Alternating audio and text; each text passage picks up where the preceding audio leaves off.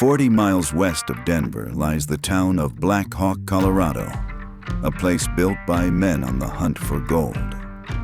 In 1859, the Pikes Peak Gold Rush turned this rugged valley into the richest square mile on Earth. Today, that legacy is coming alive again as the men of Black Fox Mining work to reopen the historic Bobtail Mine, giving visitors a chance to step into the past and experience the heart of Colorado's gold rush. Black Fox Mining, a seasoned underground mining contractor founded in 2014, is leading this gritty project.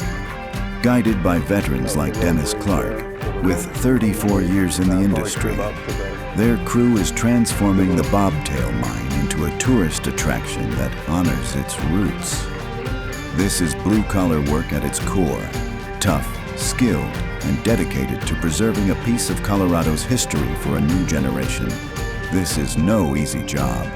Black Fox's tight-knit crew, some with over 25 years underground, brings unmatched skill to the challenge. From navigating Volkswagen-sized boulders to setting new timbers, they work with precision. My name is Dennis Clark, and I'm the underground superintendent for Black Fox Mining.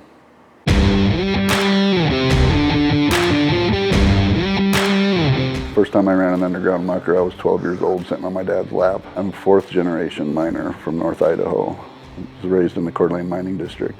Taking a historic mine and turning it into a mine tour so the public can see it and better understand mining and why this whole district is here. So we started right at the portal. There was rail coming out to about here. There was an old timber set. We replaced the timber set with new timber, and then we put new rail, new ballast back for about, 1,000 feet, 1,500 feet. I'd say the most dangerous part of this job is the unknowns, because the guys don't know what's on the other side of that pile. They don't know what's over. They don't know how much muck is overhead. They don't know if it's a foot of muck overhead, or they don't know if it's 100 feet of muck overhead. There's just a lot of unknowns. You don't know how good, what condition the timber is underfoot, because a lot of this stuff was stoped out underneath, and it's 1,000 feet to the bottom of this mine, right? So if that collapses, so it's just the unknowns, I believe. They've had to go through several cave-ins. Every place where there was a shaft. The shaft is a vertical sunk from surface, vertical sunk shaft. And when they closed them off I think they did it in the 80s in Colorado, around in this area, they just started filling in the hole, and all that stuff goes down and blew out the timber that was in the mine. So that's the cave-ins that the guys are going through. So they're having to spile their way through the cave-ins and stuff to get to the other side and put in new timber. Some stuff underfoot, it's been mined out underneath too.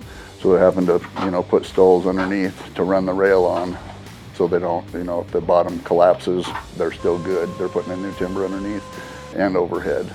Name's Alex Smoke, lead miner for Black Fox Mining. I've been mining for 20 years.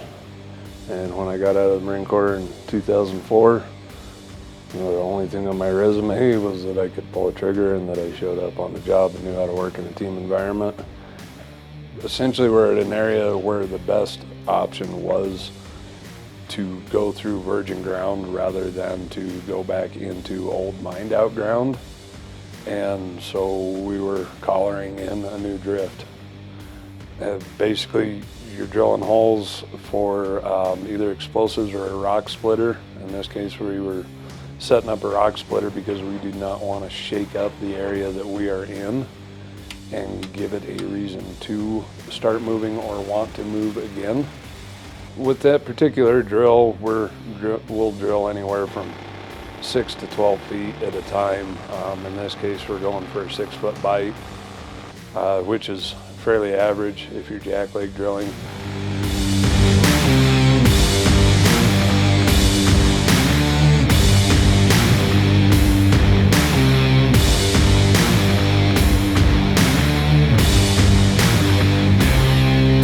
It is absolutely one of the most hostile and dangerous environments on the face of the planet, except that it's under the face of the planet.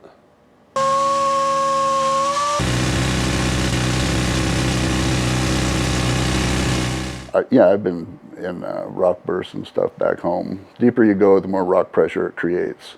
And sometimes the ground just releases itself. It just explodes. Just like a drift will be there 1 second, the next second it's gone. I was in a stope on the 5,500 level of the Galena mine back home.